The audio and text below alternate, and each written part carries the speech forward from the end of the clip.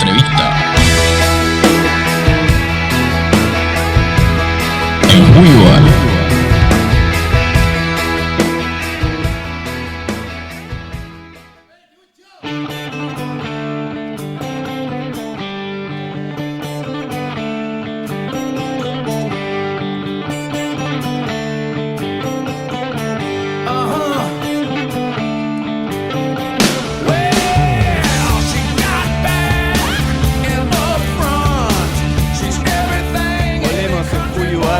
Estamos en línea con Santiago O'Donnell. Buen día, Santiago. ¿Qué tal? ¿Cómo están? ¿Cómo estás? ¿Todo bien? Todo bien, gracias. Muchas gracias por atendernos. Hablamos con Santiago, periodista, escritor, autor de los libros Argent Leaks, Politileaks y recientemente Derechos Humanos, la historia del CELS.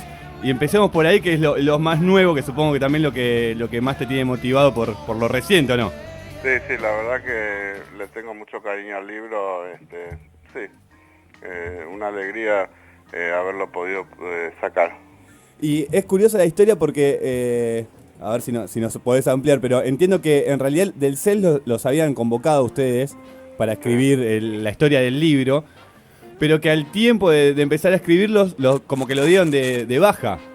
Así es, sí, nos convocaron, nos llamaron, bueno, a mí y a Mariano Melamed, que es mi coautor, y le mando un abrazo, y la verdad es que empezamos trabajando y al poco tiempo nos dijeron que no querían que hagamos más el libro, y eso por supuesto para cualquier periodista que te digan que no hagas algo te dan más ganas de hacerlo, y sobre todo que no entendía bien qué era lo que no estábamos haciendo bien o que no les gustaba, ¿viste? No estábamos acostumbrados a eso.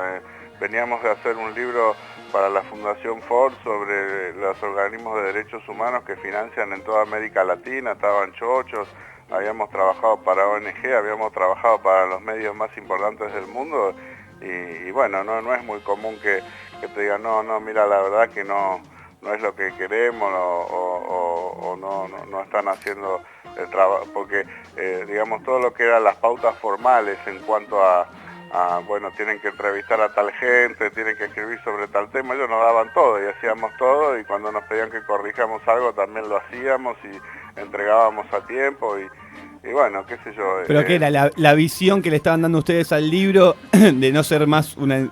Había escuchado algo así como que ellos querían, parecería como una enciclopedia o los logros, claro, o los buenos, y ustedes están haciendo algo más humano, digamos, de todos los vaivenes que tenía mismo la organización de que se creó hasta hoy. Tal cual, nosotros, porque ahí fíjate que fue interesante, en el momento no reparé, ¿no? Pero antes de empezar tuvimos una discusión larguísima que duró meses con respecto a la firma del libro, ¿no? Que nosotros no queríamos firmar ningún libro por encargo, y ellos insistían en que ellos justamente querían la firma mía, ¿viste? Especialmente.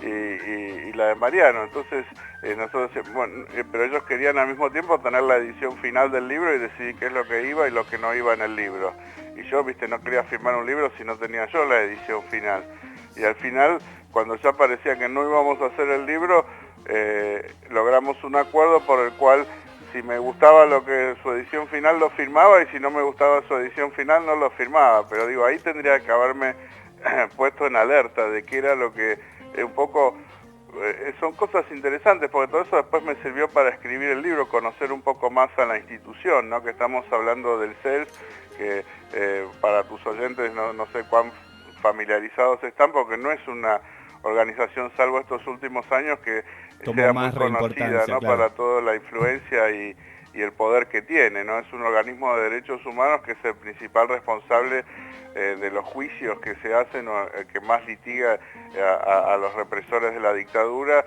También tiene mucha participación en los ascensos de los militares, y también ha tomado también una agenda, digamos, post-dictadura de gatillo fácil y de tortura en las cárceles, y últimamente en el gobierno de los Kirchner tomó muchísimo protagonismo, inclusive en temas de seguridad, como la última ley de seguridad o de reforma de la justicia y demás, ¿no? Entonces, era un organismo por ahí que, bueno, mucho más conocido por ahí es su presidente, Horacio Berbisky, ¿no? Que, sí, claro. Que bueno, ahora también estuvo mucho en las noticias, que a veces invisibiliza a la misma institución, o a veces inclusive es el que hace conocer a la institución, pero el tema es que se hace muy difícil saber con su trabajo en Página 12 y inclusive su trabajo de asesor informal primero de Néstor y después de Cristina, digamos, dónde empieza el CELS y dónde termina Berbisky. Y bueno, y esto es un poco la historia que fuimos encontrando y fuimos contando, digamos, no es una biografía autorizada, y me parece que tiene un poco la novedad, si se quiere, que a 30 y pico de años del golpe, digamos que mira al CELS como a cualquier otra institución, digamos, con sus cosas buenas, con sus cosas no tan buenas, con sus debates, con sus discusiones, y me parece que por lo menos hasta lo que pasó con el tema de Sueños Compartidos y Jock Lender y Eve de Bonafini, digamos que los organismos de derechos humanos estaban casi blindados a cualquier tipo de crítica, ¿no? Y había como un relato muy romántico de todo lo que hacían y muchas veces sin reconocer el tremendo poder e influencia que tienen o el dinero que mueven, ¿no? Y me parece que está bien también que haya sido eso, que hayamos cuidado a nuestras instituciones de derechos humanos, sobre todo en la época de Alfonsín, cuando la democracia era tan frágil y claro, tan nueva, y que realmente los militares tenían mucho poder y podía volver un golpe en cualquier momento. Ahora me parece que hemos avanzado mucho, ¿no? Que tenemos en la Plaza de la Memoria, el Día de la Memoria se llena la plaza, hemos recuperado como país, ¿no? Nietos emblemáticos. Como que es tiempo también de ya poder hacerse una crítica o una autocrítica de los mismos sectores hasta para mejorar, digamos. Tal cual, como para fortalecer inclusive el movimiento, totalmente. Me parece que hay muchas cosas que, bueno, se conocían entre muy poca gente, digamos, la gente que estaba muy metido, y la verdad que los derechos humanos me parece que son de todos. Y también una gran sección de la población que se sentía excluido, ¿no? Que por ahí tenía una visión que venía de otro lado, que por ahí había sufrido atentados guerrilleros, ¿no? O inclusive asesinatos de la guerrilla, y por ahí no entendía por qué sus casos estaban o invisibilizados o mal vistos, y mientras los digamos, los grupos revolucionarios tenían todo tipo de apoyo, ¿no? De la sociedad. Y Santiago, nombrabas antes a Berbisky y comentaste en una ocasión que él, cuando ustedes le plantearon que iban a seguir por más de la baja, él no estaba de acuerdo porque decía, bueno, van a haber 2 libros, no sé cuán bueno estuvo eso, pero también al mismo tiempo comentabas que se prestó para entrevistas. ¿Cómo fue esa relación medio tensionante entre que no le gustaba mucho la idea de que sigan, pero sin embargo pudieron dialogar con él? Sí, bueno, vos viste que Horacio es realmente un personaje muy complejo, ¿no? Y es un tipo, creo que hasta sus enemigos más acérrimos van a estar de acuerdo que es un tipo brillante, ¿no? Y que realmente, digamos, muchas veces como que mueve sus piezas como un ajedrez, y a veces sacrifica un peón acá para mover la reina por el otro lado, o te hace un cambio de frente y demás, ¿no? Él como que tiene una gran mirada y una gran visión política, ¿no? Y bueno, y siempre también está jugando un juego que oscila, digamos, entre la seducción y la destrucción, digamos. Creo que él es bastante maniqueo en ese sentido, ¿no? Que tiene la gente que para él es muy buena y la gente que para él es muy mala, y no hay demasiado en el medio, ¿no? Entonces, yo lo que me planteé, inclusive en cualquier investigación periodística más o menos de largo alcance, me parece que es la manera de hacerla, y no sé qué experiencia o opinión tienen ustedes, pero es casi como investigar. Yo investigué mucho, hacía policiales en el Washington Post, salía a ver cadáveres todas las noches, ¿no? Y los investigadores forenses empiezan en círculo, ¿no? De afuera hacia adentro. Claro. Y lo último que investigan siempre es el cadáver, pues el cadáver no se va a mover. Claro. Entonces vos podés perder alguna huella, algún casquillo que está, viste, en la periferia, pero, viste, el cadáver siempre va a estar ahí. Entonces el centro de la investigación muchas veces es lo último. y de esa manera como que te vas acercando al sujeto, ¿no? A veces lo haces al revés, si la persona está muy dispuesta a hablar con vos, empezás con la persona y después, digamos, por ahí completás con otra gente, pero me parece que la mejor manera es esa, ¿no? Ir como de afuera hacia adentro, entonces, y también, digamos, haciéndote fuerte en lo que tenés, que yo que tenía, conocía a un montón de gente del CELS y un montón de gente que había estado cerca del CELS, y que me tenían confianza y que estaba dispuesta a hablar conmigo. Entonces empecé ahí un poco con la gente de mayor confianza mía, ¿no? Después fui hablando con gente un poco que era un poco periférica y después como que fui llegando y dejé para el final al director ejecutivo y finalmente a Berbisky. Entonces ya cuando le fui a pedir la entrevista a Berbisky, habían hablado para el libro todos los directores del CELS que habían dirigido la institución desde que se había fundado, habían hablado los miembros fundadores, habían hablado casi todos los asesores más cercanos a él, miembros de la comisión directiva, qué sé yo. Entonces ya también el precio de no hablar también era más alto. Ahora, dicho esto, también tengo que agradecerle que la verdad que fue muy generoso, me dio mucho tiempo y le pude preguntar todo lo que quise. Claro. Después parece que el libro a muchos no le gustó. Bueno, yo me lo crucé una vez en un acto ahí en la Fundación Garzón y le fui a dar la mano y me la dio y siguió de largo, no quiso decir nada. Bueno, puede pasar. Santiago, y en relación a esto que comentás, esto de que hablas a veces un poco de las distancias que vas tomando, incluso para algo que investigas, me resulta muy interesante preguntarte acerca del rol del periodista hoy en día, porque, por ejemplo, estás comentando esto del CELS, que tenés un tiempo, el tiempo ayuda muchas veces a poder tomar distancia de una situación y poder analizarla desde otro costado. Y al mismo tiempo también escribiste, por ejemplo, sobre Assange y todo el caso de Wikileaks. Y en realidad ahí es un tema mucho más, si se quiere, cercano en el tiempo. Y digo, ¿cuál es el rol del periodista? ¿Cómo es mejor trabajar en estos casos? ¿La lejanía la verdad ayuda? que te felicito y ¿cuántos años tenés? No, estoy pisando los 42. 40. Ah, buenísimo. No, pero está bueno, viste, que la gente se pregunte eso, está bien, viste. Yo pensaba, bueno, ojalá que seas un poco más joven y que los jóvenes sigan preguntándose estas cosas que nos preguntamos nosotros, ¿no? Me parece que está buenísimo eso, porque la verdad, me parece que el paradigma del periodismo, por lo menos en nuestra época, bueno, yo tengo 52, soy un poco más grande que vos, ¿no? Sí. Y para mí lo que hace el periodismo, lo que es el periodismo, es el equilibrio. Claro. O sea, si no hay equilibrio, entonces es publicidad o propaganda. Para mí la publicidad y la propaganda son perfectamente honorables, o sea, la gente que trabaja en política o la gente que vende productos, es gente, o sea, la publicidad o la propaganda no tienen por qué ser mentira. O sea, podés hacer muy buena propaganda, muy seria, podés ser de muy buena calidad, podés muy bien escrita, inclusive podés adoptar un poco el formato periodístico para hacer propaganda, que pasa muchísimo.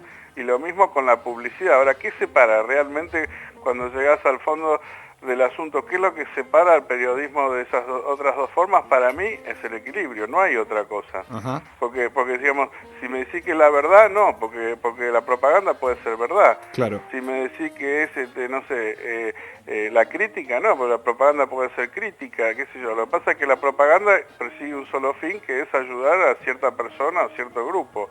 Y el periodismo, en cambio, trata de mostrar, no es que haya la objetividad, ya sabemos que no existe, el equilibrio perfecto tampoco, pero como siempre decía yo, bueno, ¿qué hay de malo intentarlo? ¿Viste? Buscar, tratar de reconocer cuáles son tus prejuicios y tratar de darle más lugar al que piensa distinto que vos, tratar de pensarlo de otra manera. Y me parece que por lo menos hasta hace poco redituaba, ¿viste? Yo con Assange he sido muy crítico, le he cuestionado muchas cosas desde la ética, le he cuestionado cosas desde la geopolítica, ¿no? Y me parece que él lo respeta eso y aparte se da cuenta que, digamos, que me lee mucha gente cuando hago entrevistas que no son concesivas. Entonces, Claro. eso a él le sirve, él es matemático cuántico, ¿viste?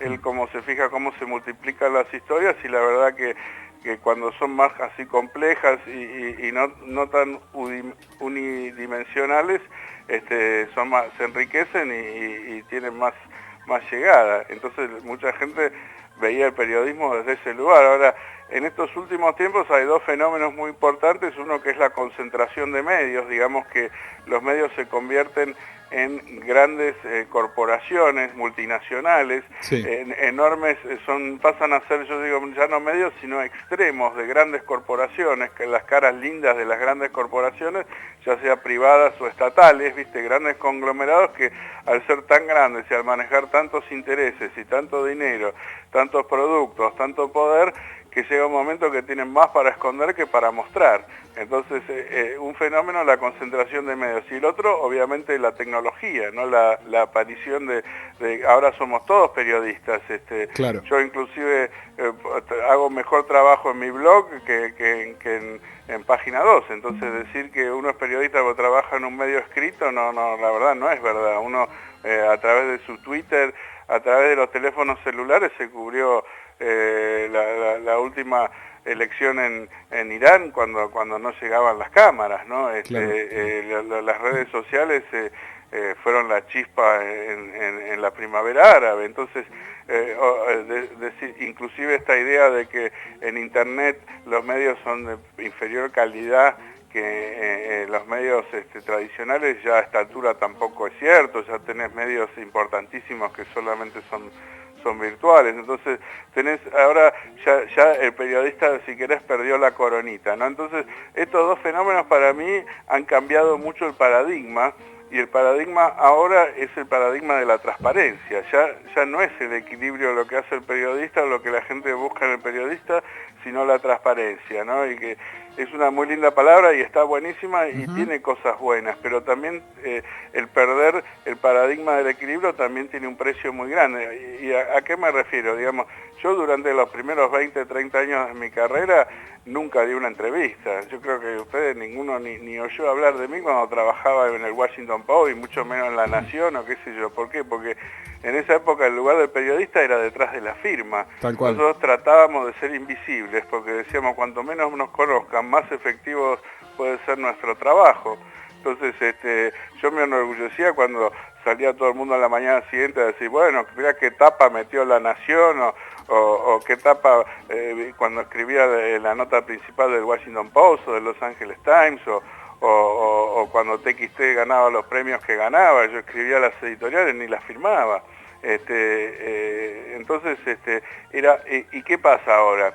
Ahora la gente quiere saber no solamente qué es lo que escribo, sino quiere saber con quién almorcé, qué libros estoy leyendo, en qué radios doy entrevistas, con quién me relaciono, qué hago, cuáles son las actividades culturales que sigo y demás.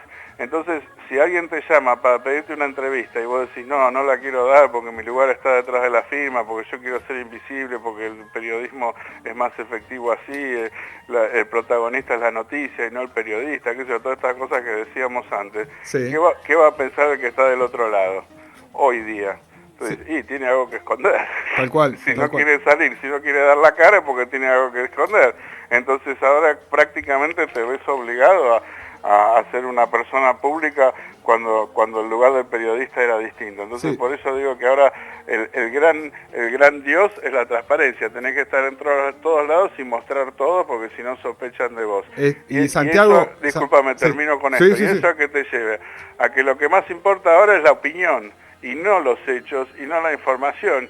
Y el que grita más fuerte, y el que dice cosas más sacadas, y el que busca, digamos, agrandar la grieta, es el que termina siendo el gran protagonista. Entonces, para los periodistas que seguimos buscando el equilibrio y seguimos buscando un espacio público en el cual podemos poner ciertas cosas que son un poco fuera de la discusión para que otros, discutan, me parece que ese tiene que ser, o sigue siendo en un modo, el rol del periodista. Entonces, aunque se hace mucho más difícil, yo por lo menos trato de seguir buscando esto que vos decías, que es la distancia, el equilibrio, no la mirada no tan apasionada. Y tal cual. Y ahora y que mencionás ahora lo de la transparencia. Yo recuerdo una frase que dijo Assange, de la transparencia debe ser proporcional al poder que se tiene.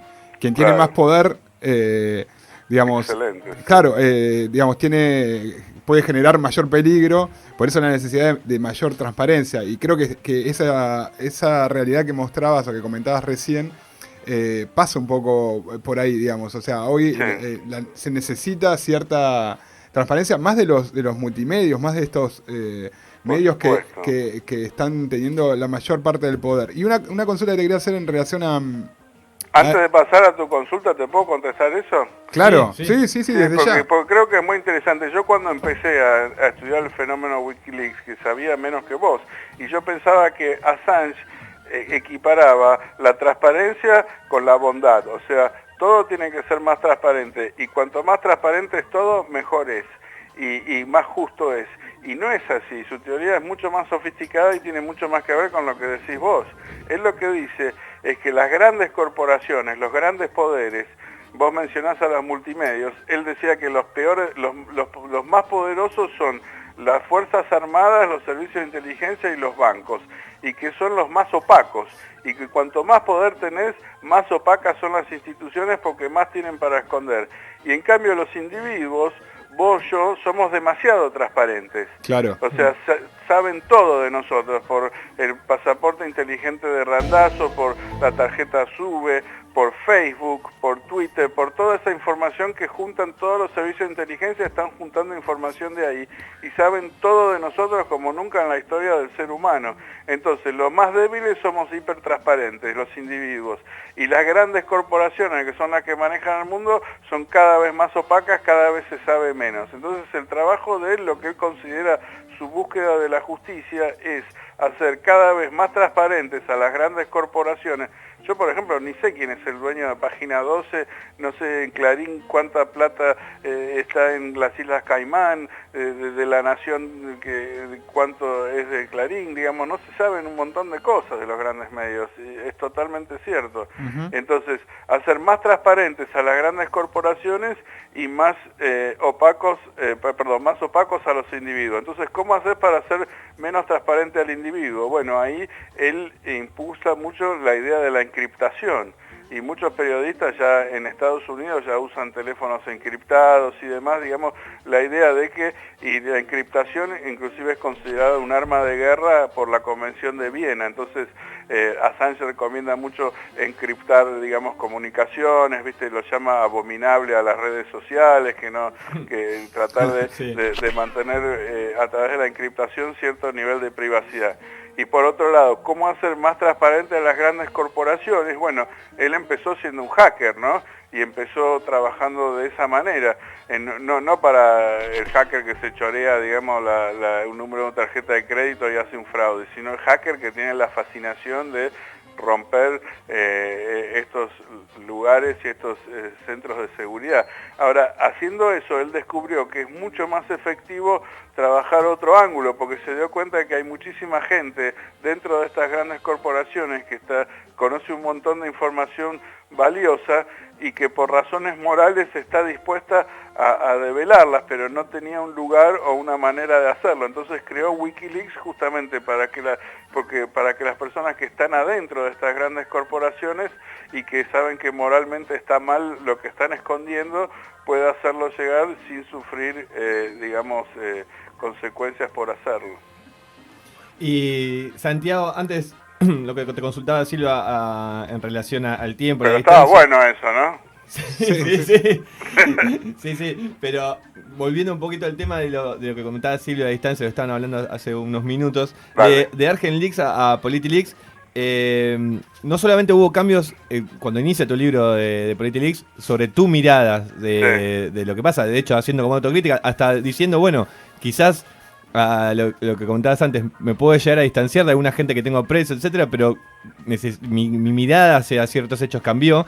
Y empieza una entrevista a Assange, donde él también cambió su estrategia en su momento de cómo compartir la información de medios grandes, mundiales, a empezar a tratar de ir por otro lado, o sea, un poco sintiéndose traicionado por algunos medios, y otro poco para desarrollar lo que vos decías, nuevos medios por internet. ¿Cómo ves esa situación, lo que estabas comentando vos? Sí, yo creo que ahí, como decís vos, él vio primero que las noticias no llegaban, ¿no? Sí. Y entonces empezó a repartir a otros medios. Bueno, pues si por un lado que no llegaban, porque, digamos, por ejemplo, él reparte de medios en español, le dio todos los cables al País de España. Sí. Entonces, el País de España está bien, va a publicar, le va a interesar más España, digamos. Tal cual. De Argentina va a publicar algunas cosas, ¿viste? de Chile otras menos, de Paraguay no va a publicar prácticamente nada. Claro. Entonces, por un lado, bueno, se volvió como mundial, se dio cuenta que los grandes medios no tenían alcance mundial. Pero me parece que lo más importante es que se dio cuenta que esto que te decía antes, que los grandes medios también tienen una agenda y también esconden cosas. Y él vio que los grandes medios se escondían demasiado. O sea, vos fijate que yo no vi nunca un Wikileaks sobre el país de España, las reuniones que había tenido con el embajador de Estados Unidos, o sobre The Guardian, que hacía con... O sea, nunca vi un Wikileaks de Le Monde, ¿viste? Y justo qué casualidad, son los medios que tenían los cables, ¿entendés? Y si yo encontré todo lo que encontré de Clarín, ¿cómo no va a haber nada del grupo Prisa en España, no? Claro. Es muy sospechoso. Y vos fijate lo que él hace, ¿no? Empieza a entregar por país, ¿no? Y al poco tiempo de entregar por país se da cuenta que acá también hay una grieta. Digamos, yo escribo ArgenLeaks porque prácticamente, porque Página 12 no quería publicar los Wikileaks de...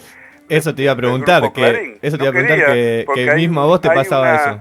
Sí, hay una especie de... Eso es lo que mucha gente no sabe, ¿no? Se cree que hay una tremenda grieta entre Tiempo Argentino, Página 12, Clarín y Nación.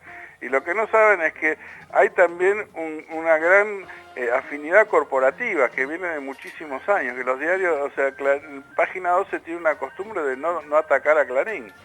Me acuerdo cuando la metieron presa a Ernestina Noble de Herrera, estaba el lector de Página 12 esperando verle la tapa con el traje a rayas, no sucedió. Sí. Hubo tiempo en que se dice, nunca se supo del todo, que Clarín había comprado Página 12. Sí, digamos, es cierto, recuerdo. La madre de los Aguirre, que son los dueños de La Nación, son sobrinos de Ernestina Herrera Noble. Claro. Y también ahí también hubo una compra de Zaguier que le compra a los Mitre con una infusión de capital que mucha gente piensa que vino de Clarín. Entonces, digamos, hay todo, por ejemplo, ahora negocian con los sindicatos, negocian todos juntos, ¿no? En la paritaria están representa el abogado de Clarín, representa Página 12 y demás, o sea, hay muchos intereses comunes, entonces los diarios, los medios acá en la Argentina tienen una cosa que, digamos, no se critican entre ellos. Entonces, bueno, no había posibilidad de publicar lo de Clarín, no había posibilidad de publicar Wikileaks sobre aspectos críticos de personajes importantes del gobierno. Bueno, uno termina, es casi una paradoja, ¿no? En el tiempo de grandes tecnologías, termina refugiándose en un libro. En el medio de comunicación más antiguo de la humanidad, que es el libro. Y, mira, sobre el entramado que vos comentás entre medios, lo que uno puede leer entre los planes de cada gobierno, espías, apoyo, etcétera. A nivel personal, yo cuando leía los libros, a nivel personal tuyo, ¿hay alguna manera de mantenerse optimista sobre el mundo en el que vivimos, digamos? Sí, yo te voy a dar una. A ver. Mirá, yo lo que vi es que todas las tecnologías y todos los avances tecnológicos producen miedo, ¿no? Yo creo que estamos todos de acuerdo acá lo que estamos charlando, que digamos el periodismo ha cambiado, hay una nueva forma de comunicación, yo la llamo post-periodismo, ¿no? Otro lo puede llamar, seguir llamando periodismo, le podés cambiar el nombre, pero está muy claro que la comunicación, la forma de comunicar ha cambiado y eso tiene mucho que ver con la tecnología. Los avances tecnológicos siempre producen un gran miedo, ¿entendés? Porque cuando apareció la tele era el fin de la familia, qué sé yo, cuando apareció el telégrafo, ¿viste? Bueno, la gente no iba a ir más a caballo a visitarse, ¿viste? Siempre la nueva tecnología parece que va a destruir todo lo que venía antes y que va a ser todo peor. Y sin embargo nos terminamos acomodando y el mundo no cambia, ¿viste? Y hoy en día el hecho de que yo pueda, por ejemplo, escribir en mi blog y que de repente tenga más lectores que muchos diarios en algunos temas, hace que cuando yo voy a mi trabajo en un diario, hay muchas cosas que no me pueden hacer porque saben que yo la puedo escribir al día siguiente en el blog, ¿entendés? Claro. O sea, hay el hecho de que hoy en día no necesito tener un peso para tener un medio de comunicación propio, me da un montón también de posibilidades, o sea, esto obviamente va a ser mucho más capitalizado por las generaciones más jóvenes, pero me parece que si vemos la historia de las transformaciones tecnológicas y cómo el mundo no solo se ha sobrepuesto, sino que en muchas cosas ha mejorado. Entonces tenemos que mirar toda esta revolución en las comunicaciones de esa manera, digamos, no como unos viejos que nos ponemos a decir, che, los tiempos pasados eran mucho mejores, sino como jóvenes que piensan, bueno, se nos está abriendo todo un nuevo horizonte. No sé si los convencí. Sí, no, es buena. Lo que pasa es que, por ejemplo, mira, la otra vez estuvo acá Esteban Mañani, que es el escritor de un libro que se llama Atención en la Red, y que comentaba un poco acerca de estos nuevos canales, como puede ser tecnológicos, ¿no? Como puede ser Facebook, Twitter y demás, pero también con el poder que tienen esas corporaciones hoy en día. Bueno, es una discusión, ¿entendés? Que si querés, es la misma que hubo cuando vino la Revolución Industrial. Vos por un lado tenías la escuela de Frankfurt, ¿no? Adorno, Marcuse, Walter Benjamin, Horkheimer, ¿no? Todos esos tipos que te decían, digamos, que la revolución industrial hace que todo se haya convertido en un commodity, que todo queda estandarizado, digamos que hemos perdido totalmente la libertad y nos hemos convertido todos en unos especie de robots tipo 1984, ¿entendés? Que la revolución industrial lo que hizo es como quitarnos toda nuestra libertad individual, ¿no? Y por otro lado vos lo tenés a Gramsci que opina más o menos lo contrario, que dice que gracias a la revolución industrial, bueno, estos fragmentos de la alta cultura que bajan al pueblo, el pueblo los resignifica y los convierte en símbolos que sirven para la lucha y demás, ¿no? Vos fíjate, por ejemplo, Internet, como bien estás diciendo, de algún modo concentra el poder de una manera que nunca hubo en la humanidad, ¿no? Pero por otro lado, vos por ejemplo sos un pueblo originario, ¿no? Que estás a punto de desaparecer. Sí. Y de repente gracias a Internet podés poner todo tu patrimonio y salvarlo para el resto de la historia, ¿viste? Tal cual. Vos sos un activista, el foro, fíjate lo que es el foro de Porto Alegre, si no fuera por Internet, todos los movimientos, el movimiento Occupy, Indignados, todo eso, la primavera árabe, como acá en la Argentina, todas las protestas anti-K que se armaban por Facebook. En Brasil está por caer Dilma y no son los políticos tradicionales, sino que son, ojalá que no caiga, y digo, pero está ahí al borde, ¿no? Y los grandes referentes son los tipos que no eran nadie y que a través de Internet son en este momento los principales actores políticos de la oposición brasilera. O sea, por un lado te quita muchísimo poder y lo concentra en pocas manos, es verdad, pero por otro lado te da mucho poder a gente que nunca lo tuvo. Entonces eso es lo loco de la tecnología. Es lo mismo, vos agarrás el teléfono, ¿no? De repente las telefónicas hace 20 años eran los grandes cucos, tenían todo el poder, Graham Bell, qué sé yo, nos había cagado la vida y qué sé yo. Ahora hay gente que nunca tuvo un teléfono en su vida y que gracias a ese teléfono logró mucho. Hoy en día, por ejemplo, el celular, sí, qué sé yo, empezó siendo el símbolo de estatus, ¿no? Hoy es algo esclavizante. Vos andás a cualquier villa y todo el mundo tiene su celular. Y lo tiene porque lo usan para llamarlo, para citarlos a trabajar, para entender. O sea, que hoy en día el celular es prácticamente una especie de apéndice de las personas. Y ya te digo, no es un símbolo de estatus, sino más que casi un símbolo de esclavitud, ¿viste? Tendrás que estar 24 horas ahí pendiente de que te llamen, de que te digan, ¿viste? Y ya te digo, no es una cosa ya de clase alta, ni mucho menos. Entonces, lo podés mirar de las dos maneras todo el tiempo, ¿viste? Me parece que eso es lo loco y también lo lindo de la vida, ¿no? Que nadie tiene la verdad. Sí, de no ser todo tan bueno y tan malo, sino que hay una serie de grises. Lo mismo que contabas al principio con la historia del Cells al escribirlo. Yo tengo otra consulta que es, cuando vos recibiste toda la información de Wikileaks, me imagino vos como periodista, era como, no sé, Disney, digamos, que haya llegado esa cantidad de información. Increíble. ¿Y cuánto vos sospechabas de cosas que podrían pasar y a qué nivel te sorprendiste Mirá, yo de las te digo relaciones? una cosa, sí, te digo una cosa, yo me acuerdo, por ejemplo, que usábamos la ley de información pública en Estados Unidos para conseguir documentos, ¿no? Conseguimos, me acuerdo, un laburo que hicimos con María, mi hermana O'Donnell, y que me ayudó Federico Di Mayer, que en ese momento estaba medio de pasante en La Nación, que ahora viste que es el crack tecnológico de TN. Sí, Bueno, hicimos una investigación sobre Chabran, que en esa época Menem decía que no lo investigaba Estados Unidos, qué sé yo, conseguimos a través de la información pública informes de la DEA sobre Chabrán, ¿no? Conseguimos primero una hoja con 4 renglones, y con eso que hicimos creo que 2 tapas. Después nos mandaron 5 documentos, 5 páginas que la mitad estaba tachado. Hicimos una serie de 8 notas, ¿viste? Todas en tapa, un quilombo tremendo, ¿entendés? Con 5 papelitos, de los cuales la mitad estaban tachados. De repente me entregan 2.500 cables sin una sola... O sea, Clarín se ganó el premio Rey de España con 10 cables de las Malvinas.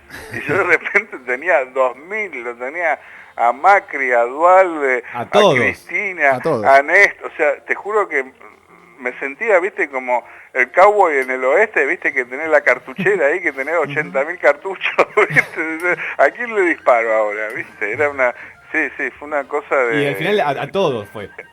Y al final le pagaste a todos. Y bueno, al final, viste, me gasté todos los cartuchos. Sí, no dejé... Queda alguno, creo, pero... ya voy por la segunda vuelta. Y Santiago, vos que estuviste trabajando para medios de Estados Unidos en algún momento, ¿ellos te contactaron por todo esto cuando supieron o no? ¿Los yanquis? Sí. Mira, yo lo que hice... Y esto también es bien yanqui. Esconderte mucho. No, al revés.